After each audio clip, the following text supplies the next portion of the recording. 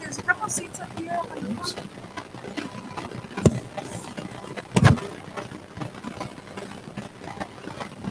You ready?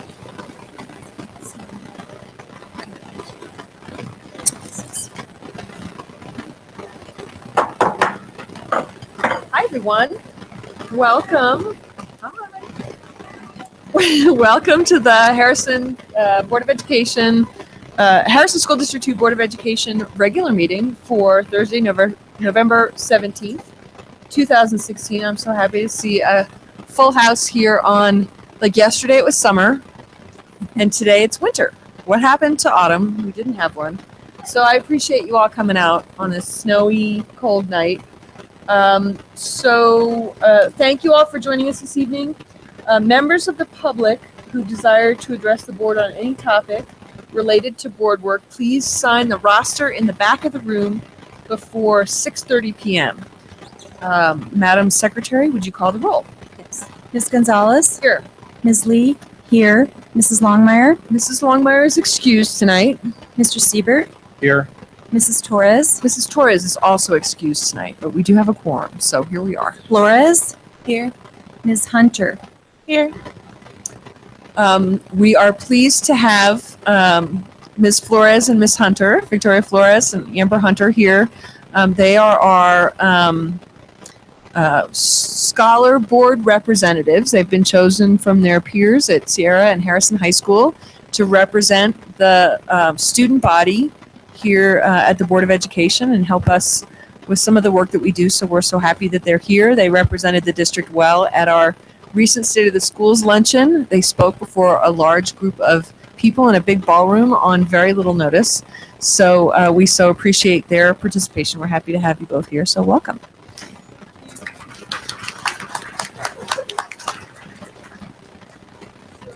Start this evening with the Pledge of Allegiance that will be given by some of our Bricker scholars. Is that right tonight?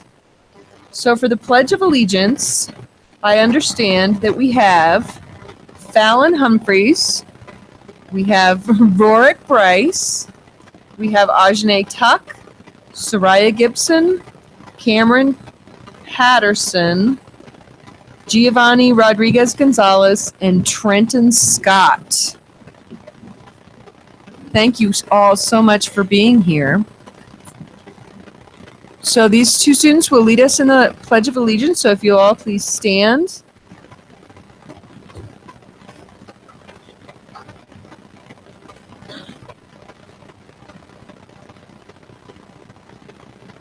I pledge allegiance to the flag of the United States of America and to the republic for which it stands, one nation, under God, indivisible, liberty and justice for all. Good job. Thank you. And then I understand we have some students here to read the district's mission statement. So come on up to the podium. You can stand right behind the podium there and face us. Well, Ms. Mitchell will help. There you go. The Bricker students will now say the district's mission. The mission of HSD2, the Summit of Distinction in Education, is to ensure each scholar achieves personal success in all endeavors in life while contributing to the greater good through a unique, vital system distinguished by Individualized opportunities based on scholars' interests, generative learning, global and real-world experiences, exemplary instruction, diverse and unified community. learners can actively integrate new ideas into their memory to enhance their educational experience. It involves linking new ideas with old ideas in order to gain a better understanding of the instructed concepts. Wow. Fantastic. There was a lot of big words there in that. I appreciate that. That was a really good job. So will you all come on up? All of those that participated in the Pledge of Allegiance and the mission statement, come on up. We've got certificates for you, and then we want to take a picture. Do we have Diana? Can you do the picture? Generative. What you got? Ancient.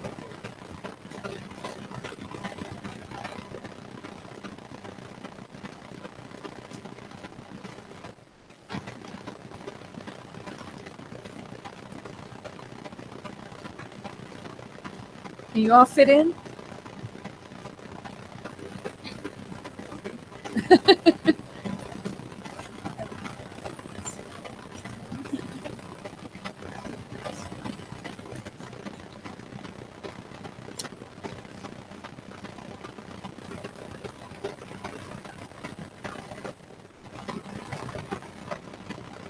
Wait.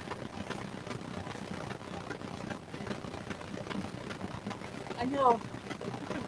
Not paying attention.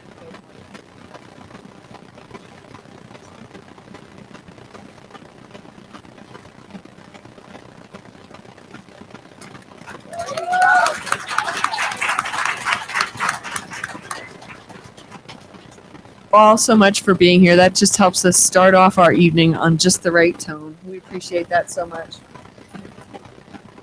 So the first item on our agenda is to adopt our agenda. Have you all had an opportunity to review the agenda for this evening? Yes. Are there any questions or comments or changes? On 8.2 financial planning indicators, I would like to postpone those until our February work session or sooner if the conversation possibly. Yeah, I think, and Shelley, this was because this was something we talked about because we had a conversation in our last meeting about adjusting some of those indicators. And then we had some other meetings about some of the changes we're going to be making in terms of our financial reporting. So do you think it would be okay to postpone that indicators discussion until our next meeting so that we will have had our kind of workshop on that? Would that be okay? Not an indication that there's anything kind of amiss. It's just we'd like to have that conversation After first. after our Is that good? December, yeah. So is January okay? Or Let's make the motion to postpone it until January.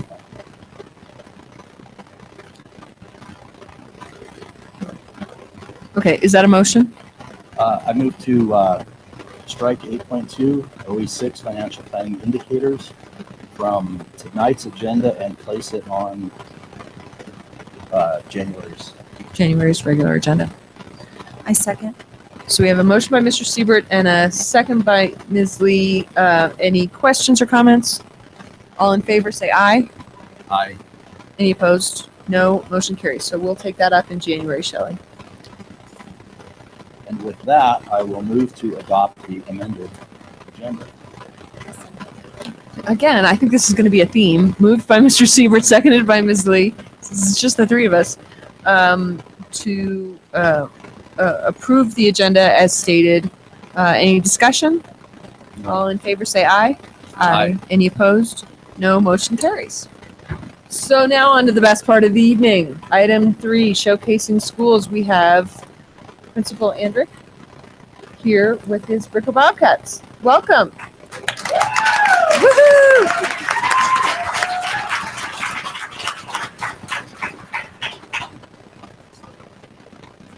Oh boy.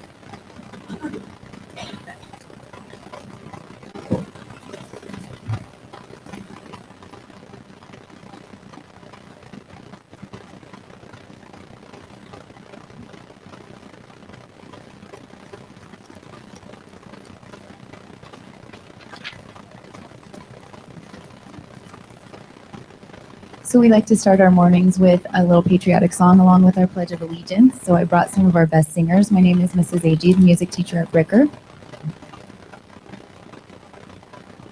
I'm Trinity. I'm Angelique. I'm Christian. I'm Tamara.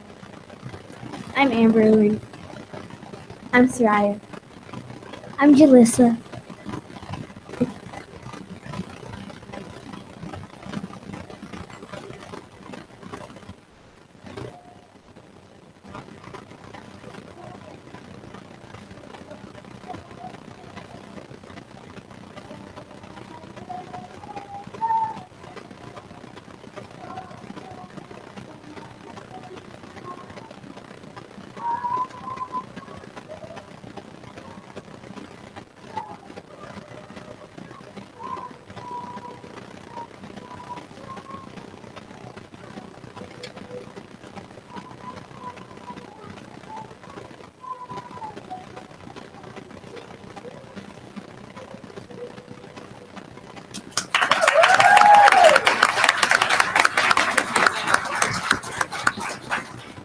Thank you. Thank you so much. Such an inspiring song, inspired by our very own Pikes Peak. So it's especially appropriate. Pikes Peak Mountain. The song is up. Yes. Well, thank you, board, for having me, Ms. Gonzalez, Ms. Lee, Mr. Siebert. We are very excited to be here. So I'm going to thank a few people before we even get started. Bricker Bobcat parents, could you all wave? Thank you for coming. Teachers, could you wave? Yay! Students, could you wave? All right. Wow. And I have a few in particular. So if you see these young men with their ties and dress shirts, can you please stand up? Don't be shy. Good job.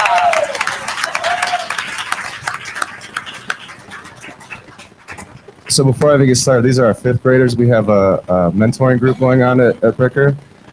And we got that started through a partnership I have with a couple men in the back from Omega Sci-Fi.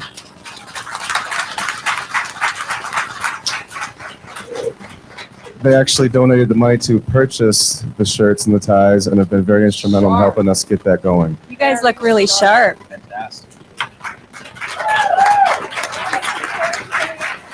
I think you all look like you belong up here up here. You all look like school board members there. You look sharper than we do tonight. So they're going to be very instrumental in how we keep continuing to grow Bricker. They're the models for the rest of the school. They know that, and I'm holding them very accountable to do so, right, boys? Yes. Where is Miss Lucero? She is our VIP coordinator at Bricker. Thank you. Mr. Hardiman back there is actually who got me started with Omega Sci-Fi, so I appreciate that as well.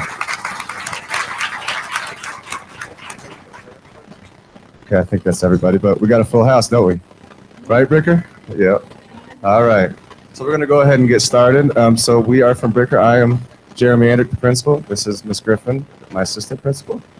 I'm going to go through our data. So first and foremost, we have 361 Bobcats. 69% are Hispanic or Latino. 10% are Black or African American. 11% are white. 8% two or more races. 1% Asian.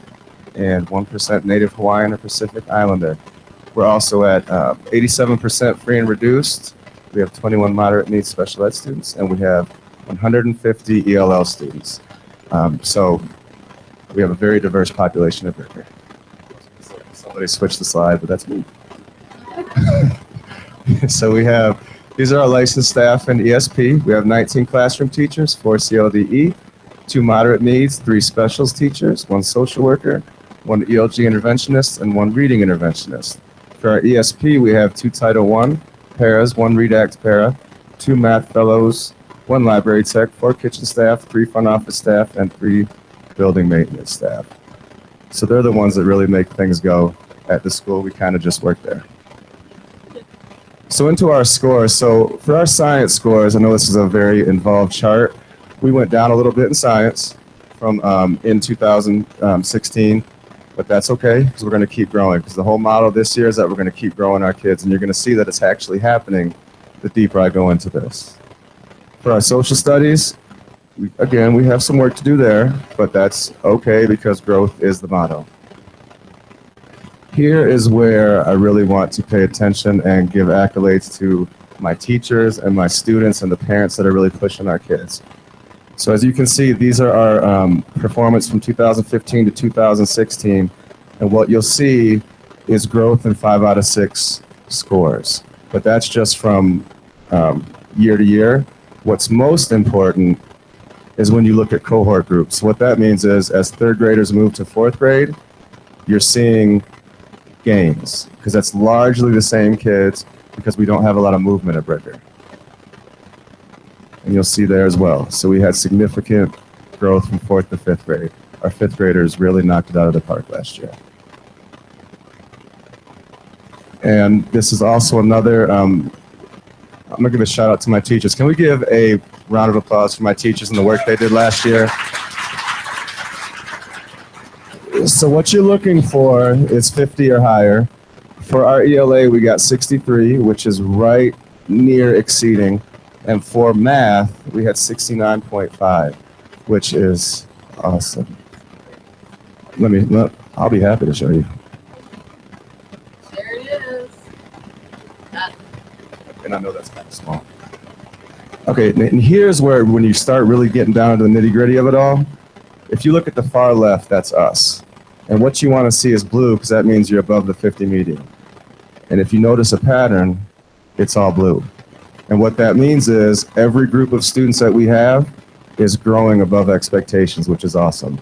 That means our kids with special needs, our ELL students, our minority students, any kid that we have in the school is growing. So our scholars are really working and our teachers are really working.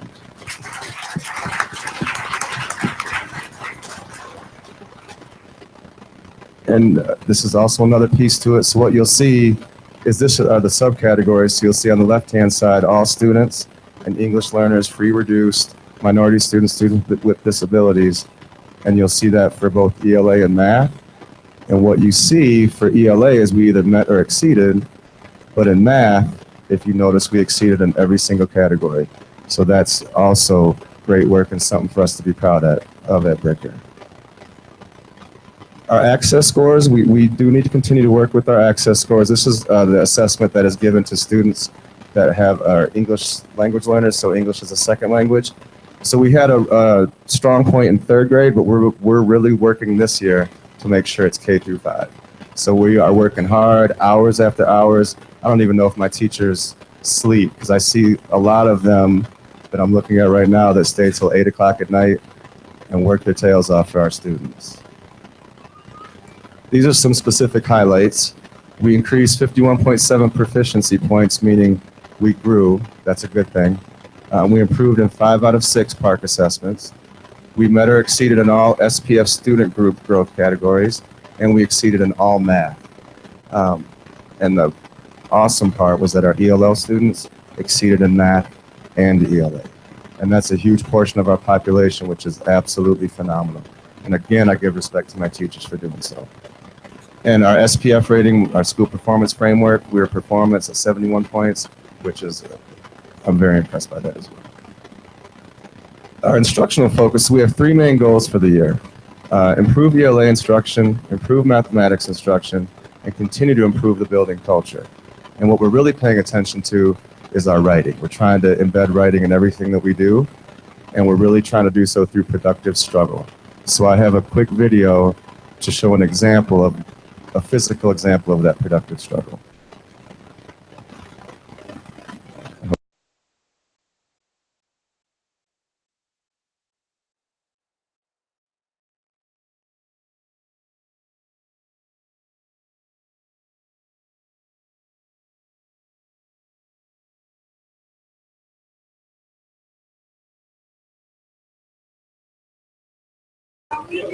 Whenever you're ready, go ahead. 1,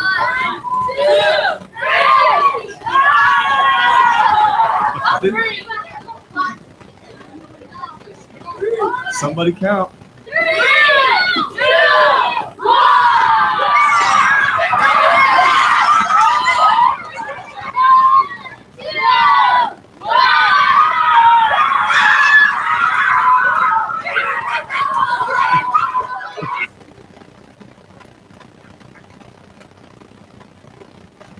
So the whole point of that is what they had to do is they had to interlock arms and they had to all pull up at the same time.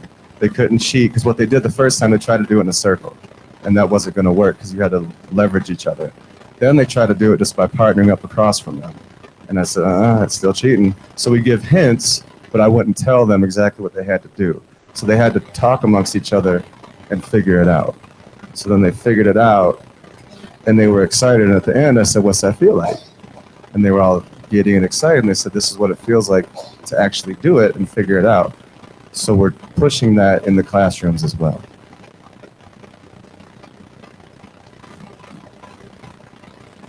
One of the great things about Bricker are our community services and our clubs. Our students enjoy club activities. Some of them happen in the AM before school, as early as 7:30 a.m. And many of them happen on Wednesdays after school. And starting with our communities, we would just like to give some appreciation to Woodman Valley Chapel. They're right in the middle. They were generous enough to donate $10,000 for technology. It's a great benefit to our students.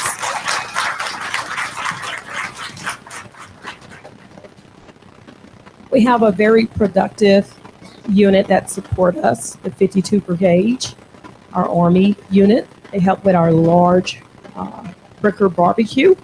We serve over about 800 family members, and any of the parents here and the students, they'll tell you it's a great success each year we've been here at Bricker, and the teachers love it, and so do the students.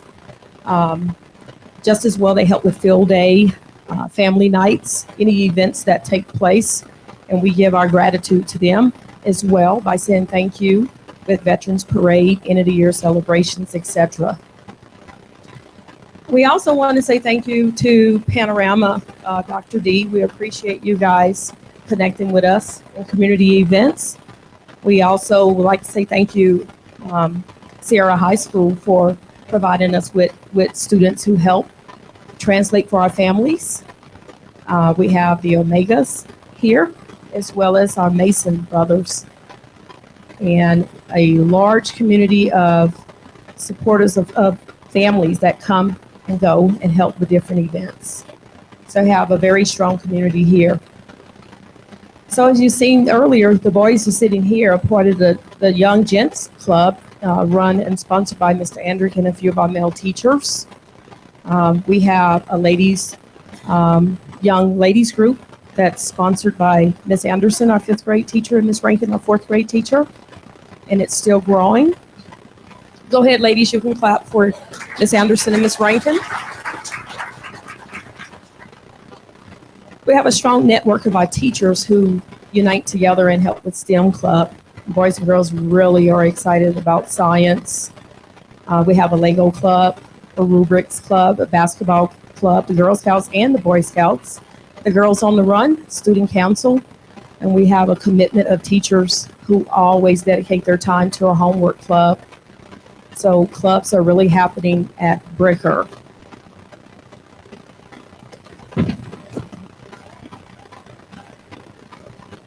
And we have a lot of spirit at Bricker in our homeland.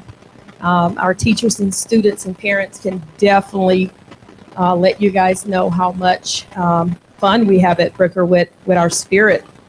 So anytime, they hear Bricker, they always go, Bricker. So we love being the Bobcats.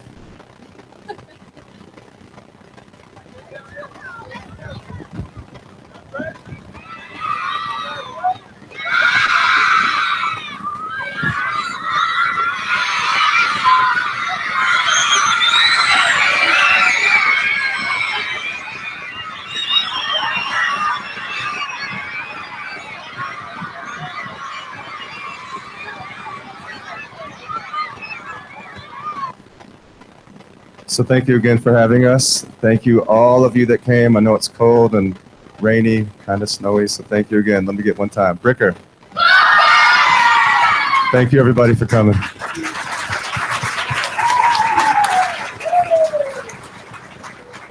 Thank you, Principal Andrick. I appreciate all of you again coming out tonight. Do any of my fellow members have any questions of our Bricker team before they finish up? I don't. What questions does Eileen? What questions does Eileen have? Eileen always has questions.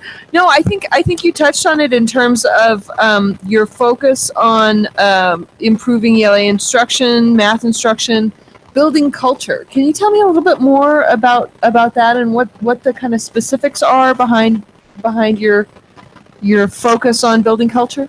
Well, I was new to Bricker last year, and so just building the culture, making sure we're all seeing things the same way, and really building up the leadership of the teachers and ensuring that that we are single-guided, focus on academics, and really building the whole child.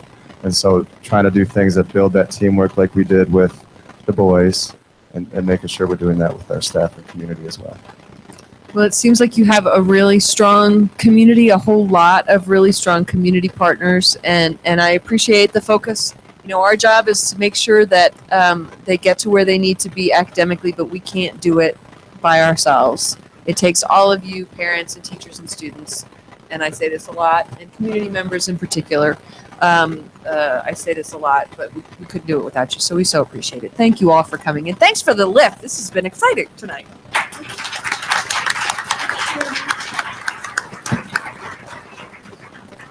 Stay warm, everyone. So I'm so sorry for Lynn to have to follow. Lynn, there she is. Lynn, welcome. We have Lynn Telford here, who's the president and CEO of Karen Share of Colorado Springs. I'm sorry, you've got to follow that level of energy. I know. You're welcome to come on up here to the podium for us. Yeah, we're recording, and so it's easier if we have it. Yeah, thanks. We'll have a little commotion while our students and families leave us, but If they say something or they talk in acronyms, ELL, copyright, whatever, if there's something that you don't, feel free to. yes, of anybody that I know, maybe Lynn, you don't need it so much.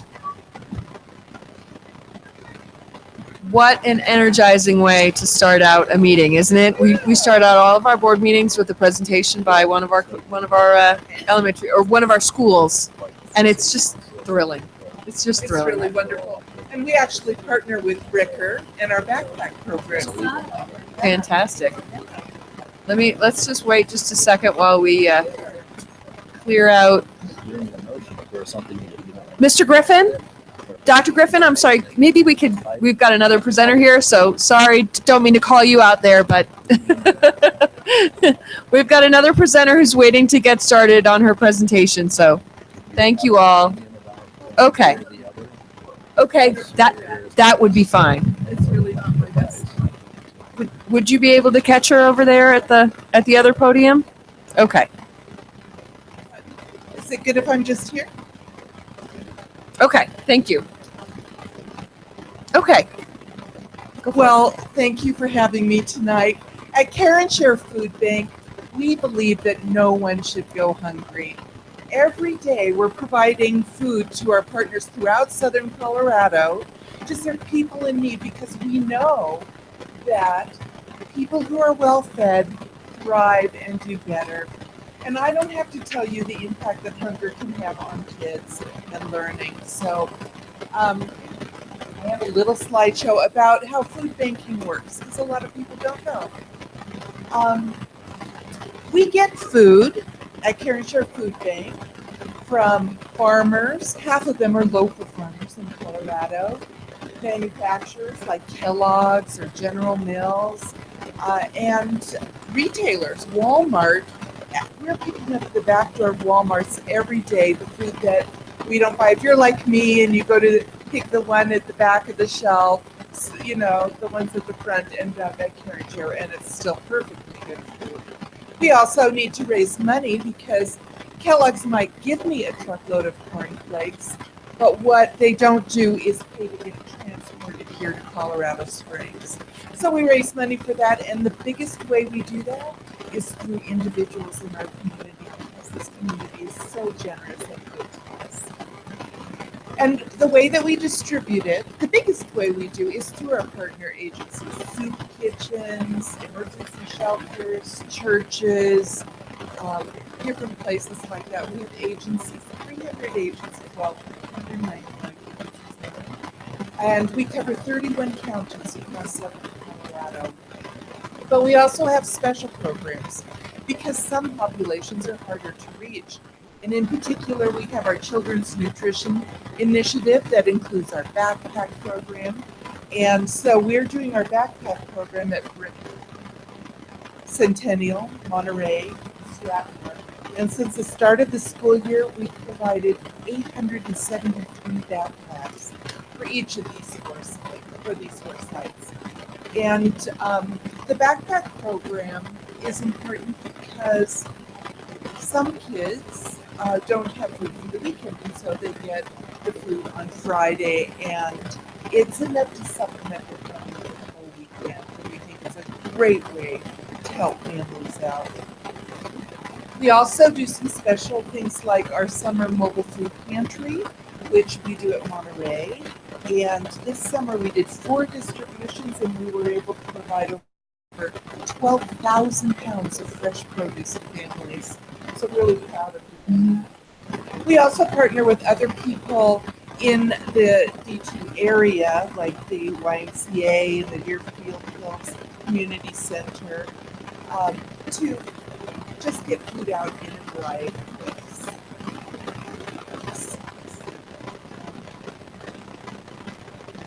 So this is a picture of our distribution center out on Powers and Constitution. We have a 50,000 square foot distribution center, and it's really a fun and amazing place. If you haven't had a tour, just come on out. We love to show people what we're doing. We also have a lot of volunteer opportunities out there. One of the fun things about Care and Share is that volunteers as young as 6 can come if they come with their parents. So it's a great family opportunity. I often think of food things as a sort of gateway to philanthropy because it's so easy to understand when you bring a can of your favorite soup, for example, and know that some other kid is going to get to have dinner that night because you don't have it. So we get a lot of donated food. We also purchase food, and we administer the USDA program for us in Colorado. So the TCAP, the Emergency Food Assistance Program, and Commodity CSFP, which is for seniors. It's a boring slide. I'm just going to skip it. We raise a lot of money and food. So in a year, we raise $40 million for funds and food. And we get that from grants. We run special campaigns. Right now, we're in the middle of a food drive. We're working with the schools on HOL. And it's late in the day, and I'll just... HOL. Our Harvest of Love. There we go. That we do I wouldn't have been able school. to help you with that. And tomorrow is Take a Turkey to Work Day. So a lot of companies or different places are collecting turkeys. And in fact, I will be driving all over from Pueblo up to Chapel Hills to the Walmarts where we're collecting turkeys so that families have that centerpiece when they celebrate next week. We do some events which are fun, and then, like I said, individuals are our biggest source of money. 12,000 people in Colorado Springs every year support Care and Share, so we're really grateful for that. And we get some government funding, but government is actually a very small part of what we do. So there's a big old list of what we do. And Harvest of Love right there keeps us out of trouble, and a lot of it's run by volunteers. So we just try to make it as fun as we can. We have lots of volunteer opportunities. Last year, volunteers donated over 46,000 orders of humanitarian. They do all kinds of things. A lot of people do the sorting of food and the boxing of food for us because we really need a lot of that, but we also believe in zero waste, so we're recycling this going on, and we get help with that, help in the office, help out at events, and so that a lot of people enjoy volunteering with us. If you're ever interested in volunteering with Care and Share, just go on our website, and you can see the different slots and the different things that are happening. See if something's interesting to you. So, food resourcing. It's an interesting thing. You know, we get these giant trucks of food in at Care and Share, and we also get people bringing in tons of food, and all of that is important in how we do it. But food banking has been changed. You know, in the old days, we used to say, please bring shelf-stable things that will last a long time. Now, the biggest category of food we give out is produce. So it's really changing because we've got to get that through our system really quickly. But it's so good for everybody. And it's fun for me when I get to work and I go into our giant refrigerator. 9,000 square feet of refrigeration and freezer space, bigger than Costco. Bigger than Costco. Excellent. Then I never know what's going to be in there because they're moving it in and out so quickly. It's really fun. We have a lot of programs. So agencies are our biggest one. Those are the churches and the emergency shelters. Almost anybody you can think of in town that gives out food works with us. We partner with a lot of people. So Marion House Soup Kitchen, Springs Rescue Mission, Ecumenical Social Ministries, just so many wonderful organizations.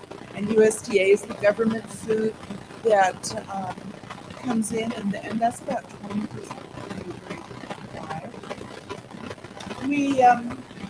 we also help people get onto SNAP or food stamps because this is a way to in a much broader way food banks can.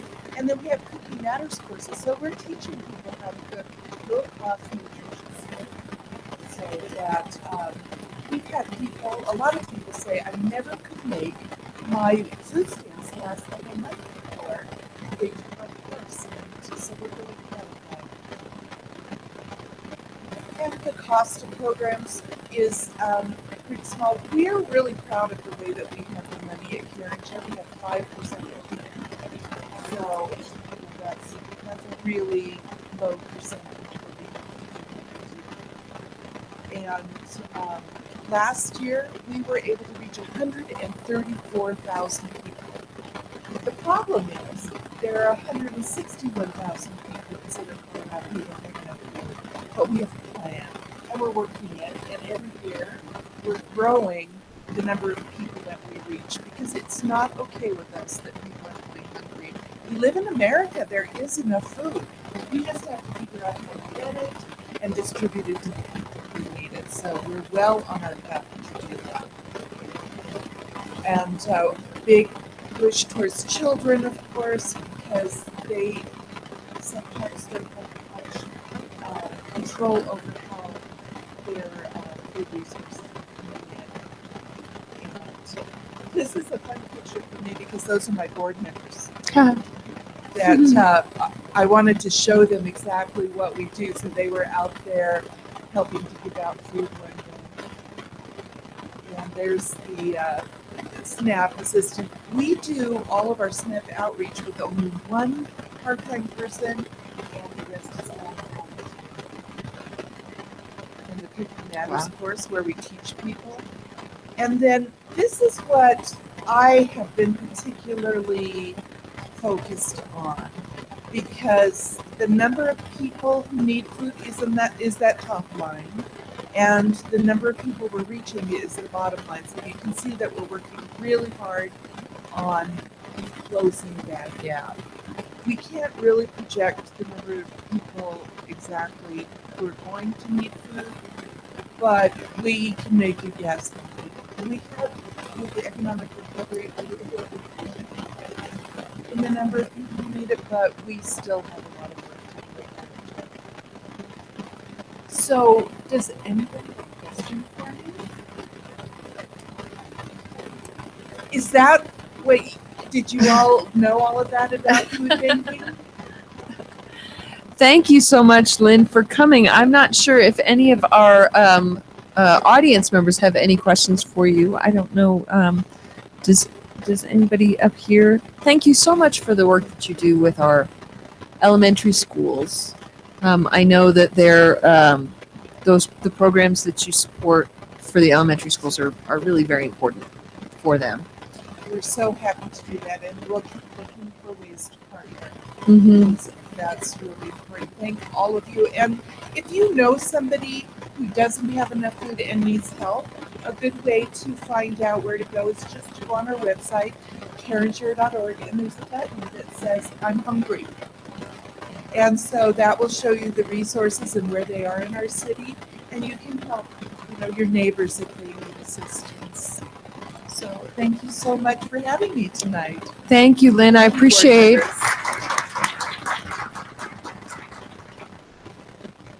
So the next item is moving on to matters reserved for board action. We have our CFO, Shelley Becker, is going to present to us about our 2016 comprehensive annual financial report.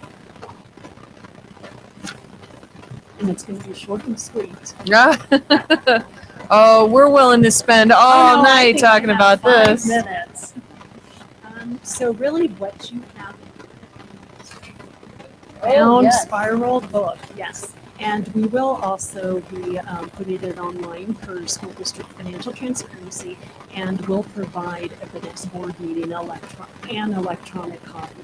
But per state law for school districts, not only do we have to have an independent annual financial audit conducted, but the state says the audit must be presented to the school district within 5 months after the close of the fiscal year. So that would be November 30th. So, Squeak. oh no, Kinda- it's perfect. Oh, we've got plenty of time. We have plenty of time. So that is just acceptance by all of you this evening that you have received the comprehensive annual financial report. Due to Dr. Spencer being out of town, otherwise our auditor, Mr. Tom Sester, would have been here to do an actual presentation. So he will be at the December 8th board meeting to do that. But quick highlight real quick from the clean audit. And that's the big takeaway from anything is there were no audit findings. So that's super excited for that. As the new CFO to the district, I started June 30th, so came into the middle of this process. So it's been good. We're excited to have this completed, have a clean audit. And just as I'm sure you know, for school districts, we then have until December 31st. This information is given to and transmitted electronically to the Office of the State Auditors and then the Colorado Department of Education. So oftentimes, as you see financial information that is out under CDE's website, and a lot of districts do comparisons to each other, a lot of organizations do, that information comes right from our capture of this document. So just know that takeaways, we had a clean audit, we were on time, and we met all of our required deadlines. So thank you very much. Well, thank you, Shelley, for stepping right into the middle of this process. I My know it can pleasure. be a challenge to step into a new organization when something like this was underway. So I appreciate that it's done timely and that there are no findings. Of course, our gratitude goes to our our previous CFO and her team for getting us Yes. there. And so we look forward to the presentation at our next meeting from the auditor Right. because it is important that we hear. But of course, due to and I guess Ms. Lee reminded me that I probably should have noted that Dr. Spencer is absent tonight. He's traveling, and we had attempted to move our schedules around so that we could meet on another night, and we just weren't successful. So here we are meeting without the superintendent. So my question is, what should we do fun while he's gone? No, nothing. We won't do anything. So we will get some more detailed information from our auditor at our next meeting and potentially have some additional questions. But while Shelley is here, does either of you have any questions, or our team down at the end have any questions? Cliff notes. No, there's no cliff notes. That's what you'll be getting on December 8th. Yeah, there you go. But in the meantime, if you do have any clarifying questions or just nuance, please don't hesitate to contact me or anything that we can help prepare in advance of this morning. Because you're right, there's a lot of different information in here, and yeah, the Reader's Digest version is. Yes, it is. So, and then in addition, I feel like I'd like to mention we've had some really good meetings. Steve and I have met with Dr. Spencer and Shelley to talk a little bit about some thoughts that we have about examining our budget with some fresh eyes and looking at ways that we can make sure that we're keeping up with the benchmarks from our other districts and making sure that we're leveraging every financial resource that we have in the best way that we can to make sure that we're providing the resources that the district needs. And so we will be doing a lot of work probably over the next long while with Shelley and her team about kind of modernizing, updating, and improving our budgeting process, because of course, as the Board of Education, that's kind of one of our primary responsibilities is making sure that the money gets spent the way that it's that it's most effective. So, Joyce, you may just have to spend more time on the CAFR than you really like to, in order to. We'll sit down and we'll dig it apart. So we look forward to the meeting, but at this point, I would entertain a motion as listed in the agenda approving the CAFR. I move to accept the June 30th, 2016 Comprehensive Annual Financial Report as presented and delivered by the auditors on November 17th, 2016 for submission to the Colorado State Auditor's Office and the Colorado Department of Education. Moved by Mr. Siebert, seconded by Ms. Lee. Any discussion? All in favor say aye. Aye. Any opposed? No. Motion carries. You can send it off. Great. Congratulations. Thank you all for your support. Thank you. So our next item,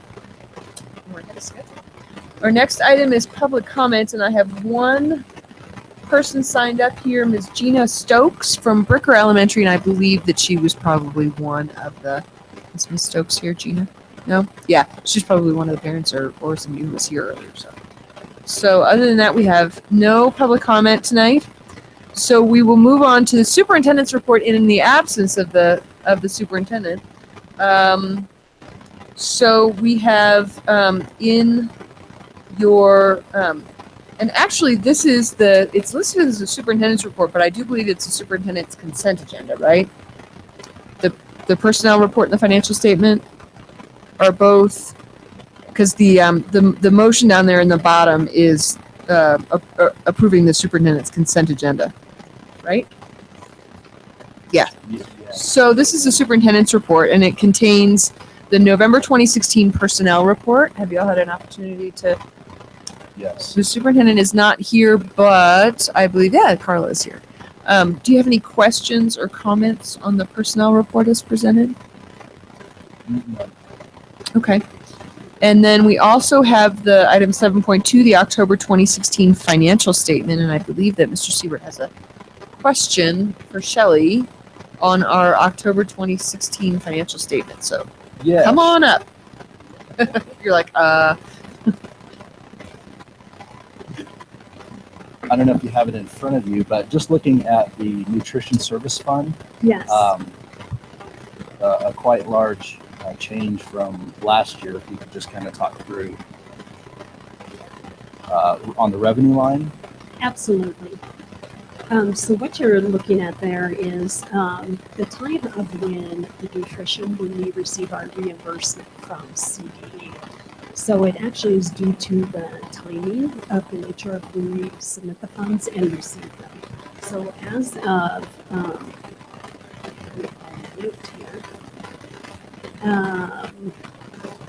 so really it's due to a timing. It's a timing like of when the revenues are received, but the fund is in good standing, things are well. And so that's something we're going to dig in further to. So for example, oftentimes we don't, for example, like the October nutrition check, in order to deposit it for in October, we don't receive it until later in November. So that's often what can get that revenue cycle off a little bit. so what you're saying, Being about the same once it. Absolutely, cycles yes, through. once Yeah. the cycles through, it catches up, absolutely, yep. great question, because I know that there have been some changes in the nutrition fund over the last couple of years, There and have We've seen some. So it's kind of- spikes versus not. And just a positive note to that, you have your blue book CAFR in front of you, but I don't have the exact page, but when you get a chance, it was really exciting to see positively that the Nutrition Services Fund ended with a positive ending fund balance, not just a zero or a negative, but up a little bit. So that's just something when Mr. Sester comes that he'll talk about, but that just shows financially there's things going on with nutrition services, because I know they've had a little bit ups and downs last year or so. yeah, so that's probably why we're interested in that Exactly. particular question. It's just making sure that that's not going to turn into a No. kind of an And ongoing we'll make thing. sure we could do some additional due diligence or analysis further as we talk about like our future quarterly financial statements. We'll be able to delve into that information Yes. even more so because we'll have a breakdown by revenue type and expenditure type. That's exactly And that's- what we're looking for, is that interpretive information. Right, and we'll be able to compare it to the prior year's same time and then do some additional deep dive analysis. That was all I had. Any other question on any of the other financial reports that are included in our agenda packet? We just a quick note: the donations to the district, the report relating to donations to the district, the Harrison School District Foundation, was the beneficiary of our State of the Schools lunch. There was some fundraising that went on recently at that, and I have to say that our two board scholars, but interns, what are we calling them? Board scholar representatives. Thank you very much.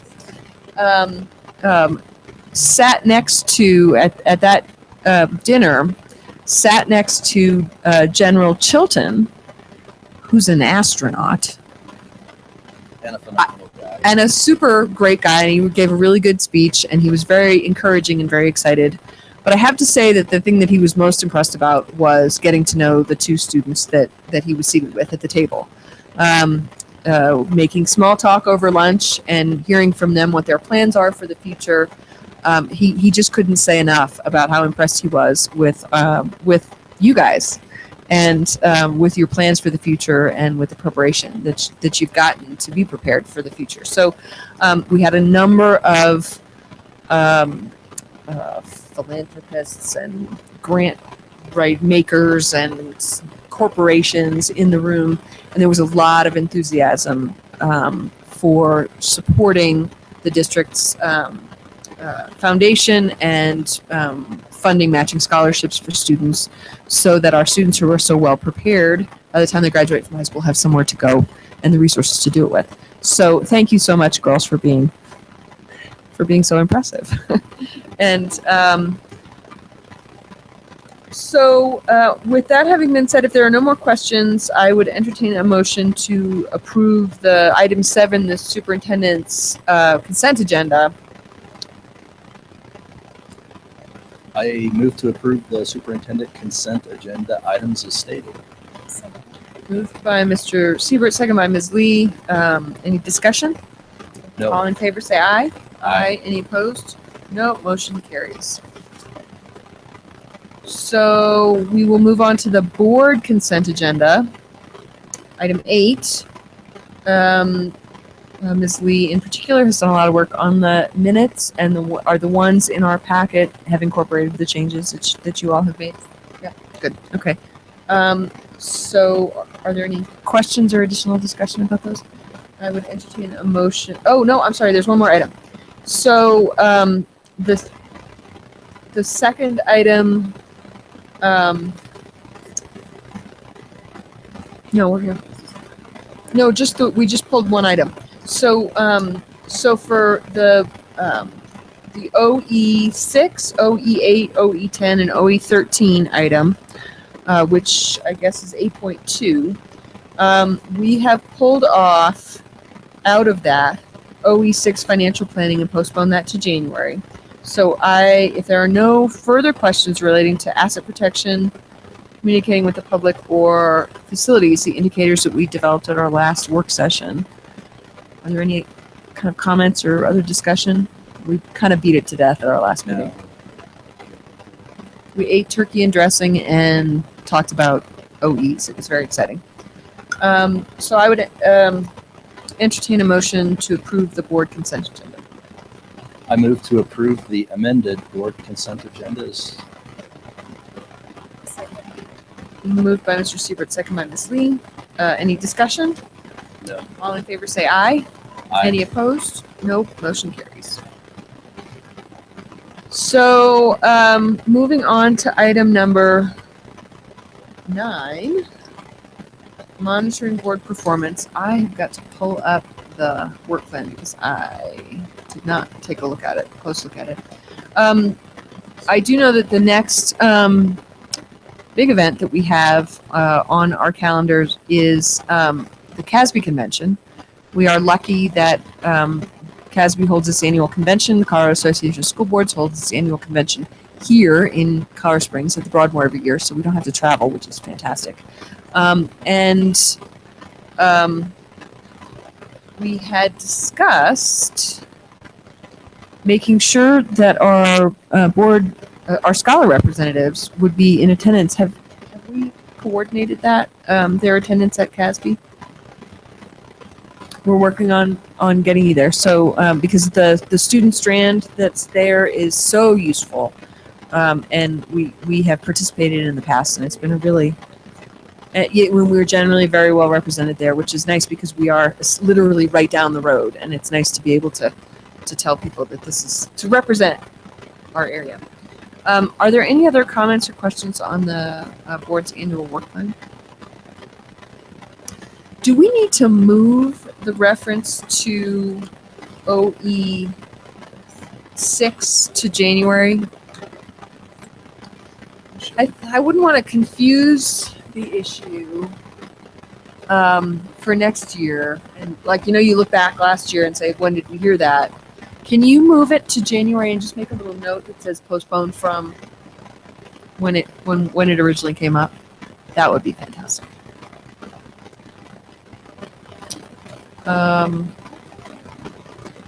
So that means in December we will be monitoring OE5, learning environment, OE12, discipline, and developing indicators for OE4, personnel administration, and we will be hearing a results report relating to accreditation rates. And December will be a combined work session and regular. We don't have a work session in December, so our regular meeting will be on December 8th in December. So for all of you, at 6 o'clock. Yes. So for those of you who don't have that on your calendars. Any other comments? The Mercy Christmas.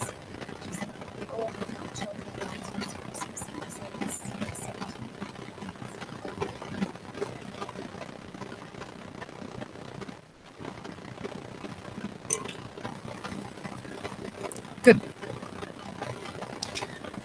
Okay, and then I have just a very brief legislative update. Maybe we'll even be done before 7.